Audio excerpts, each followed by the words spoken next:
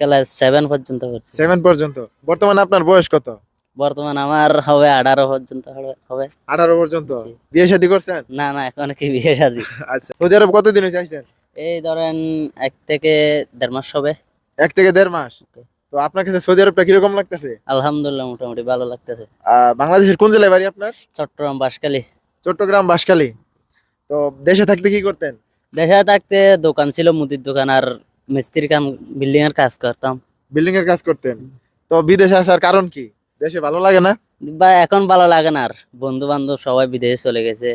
মানে আমি বন্ধু বান্ধব এসে গেছে দেখে আপনি এসে গেছেন? জি। লেখাপড়া ছেড়ে দিয়ে কাম কাজ ছেড়ে লেখাপড়া দিয়ে? ছেড়ে দিয়ে, কাম কাজ ছেড়ে দিয়ে চলে যাচ্ছি। তো আপনি 1.5 মাস হয়েছে আসছেন বলেন না? জি, তো এই 1.5 মাসে তো আপনার কাছে মোটামুটি ভালোই লাগতেছে। ভালো লাগতেছে মোটামুটি। কাজ পাইছেন? কাজ পাইছি, দোকানের কাজ। দোকানের কাজ? জি। ও দেশেও দোকান করছেন, এই দেশেও এখানেও দোকান? দোকানের কাজ। দোকানে কাজ করলে তো আমি জানি আরবি শিখা লাগে। আপনি আরবি শিখছেন? তোরা জানি, কিছু জানি আর। কিছু কিছু জানেন কিছু নাকি? কিছু জানি। যাই হোক, আলহামদুলিল্লাহ। আমি ভালো আছি। এটা আরবি কি? আনা আনা কয়েস। আনা কইস। আচ্ছা, যাই হোক, যাই আরবির দিকে আজকে না যাই। প্রশ্ন যেটা হচ্ছে যে আপনি বাংলাদেশে কাজ করতেন, দোকানে থাকতেন। জি। তো আপনার মাসে কত টাকা ইনকাম হতো?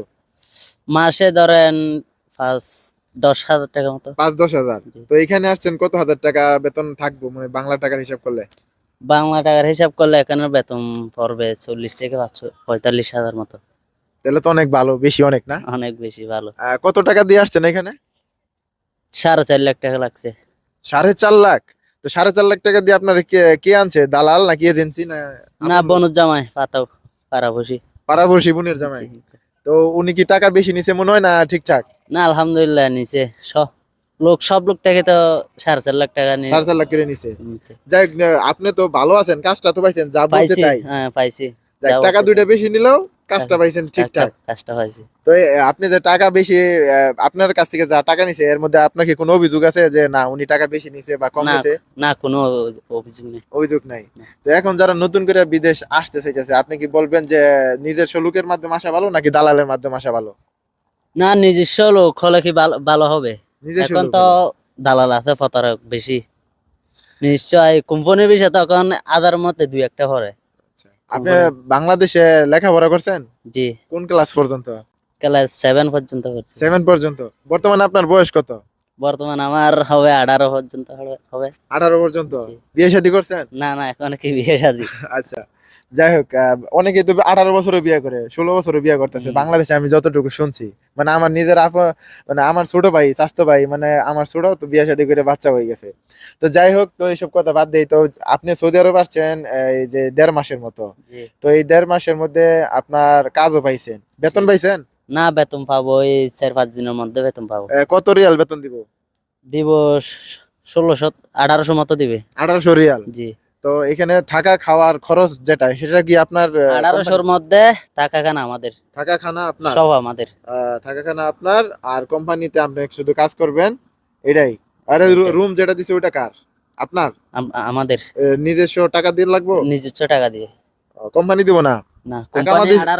1800-র মধ্যে দিয়ে দেবে। আকামা দিছে? আকামা দিবে। দিবে? জি। তো এই যে আপনি এই যে সৌদি আরবে আসছেন, এই যে নিজস্ব থাকা খাওয়া খরচটা, এটা তো মানে অনেক হয়ে যাব। মানে 1800 দিলে তো মনে হয় 1500 টিকবো? টিকবে, 1500 টিকবে। এখন আমাদের বাসায় 4-5 জন আছি না, হুম। বাসায় সবাই মিলে দিলা? সবাই মিলে। এক রুমে কয়জন থাকে? কয়জন এখন আছি? 4 জন আছি। 4 জন। জি।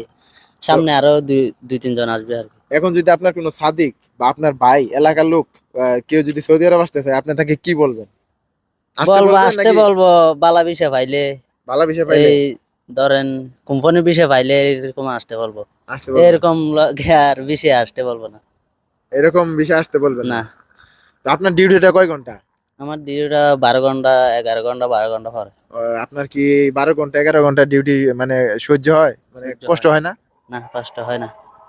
যাই হোক ভাই, আজান দিয়ে হালাইছে, তো অনেক কিছু জানার ইচ্ছা ছিল, তারপরে অনেক কিছু জানছি। তো ভালো থাকবেন, সুস্থ থাকবেন, শুধুমাত্র আজানটা দিতেছে দেখা ভিডিওটা শেষ করে দিতেছি। আসসালামু আলাইকুম।